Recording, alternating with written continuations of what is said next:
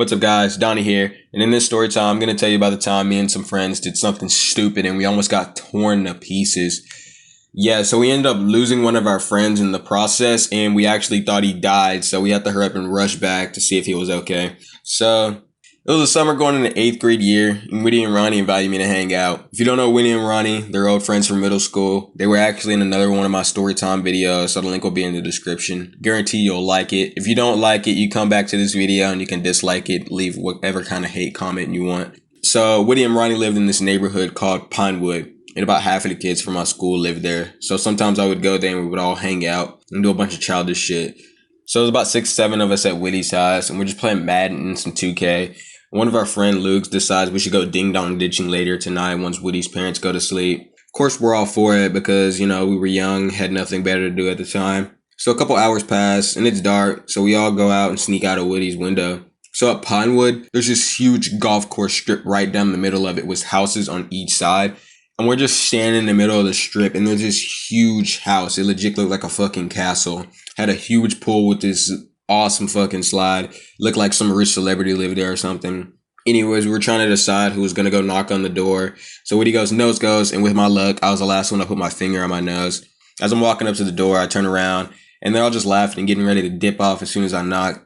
I knock, and we just book it down the street and hide behind these bushes and wait for someone to open the door. Anyways, 2 minutes go by and no one answers the door. That's when we notice that there aren't any cars in the driveway. And one of our friend Luke goes, for someone with such a big house, it's kind of sad that they don't have a car.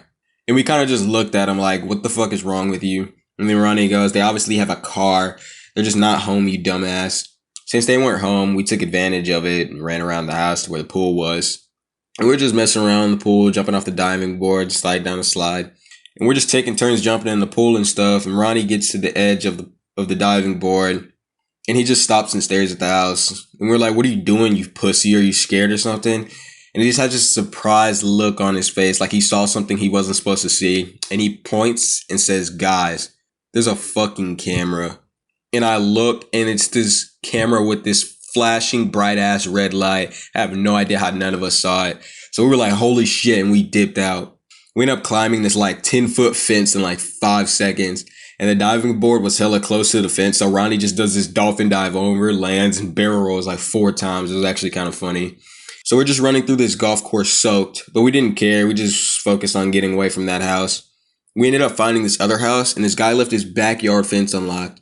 We walk in, and this guy has this huge glass sliding door that leads from his living room to his backyard where his pool is. We peek through and we see him and what looked like his girlfriend sitting on the couch watching TV. So we just stand there and knock on it and taunt him and stuff. We didn't know it yet, but that was a super bad idea. He just looked at us, chuckled, and continued watching TV. Like 5 minutes go by, and we're still there taunting him and stuff, like annoying the shit out of him. He looks at us again with his expression like, oh yeah, I'm finna get these annoying fucks, and walks out of the room. And we stay there not expecting anything. Then all of a sudden, these bright lights come on, and we hear the door to our left open. And then the guy just says, sick 'em, Rocky. And this huge ass 3-ton pit bull comes out and runs through the backyard gate. All of my friends were able to run out the gate before the dog got there. And now I'm just standing there face to face with this fucking beast that's just slowly walking towards me and growling. And it gets like 15 to 20 feet away from me. And I don't know, I don't know how I got away. I guess like my ultra instinct kicked in. But I kind of like ran to the top of the slide that he had for his pool and jumped the fence. And I swear I ran for like 3 minutes straight. I don't know how. I guess my adrenaline was pumping so hard to the point where I didn't feel tired.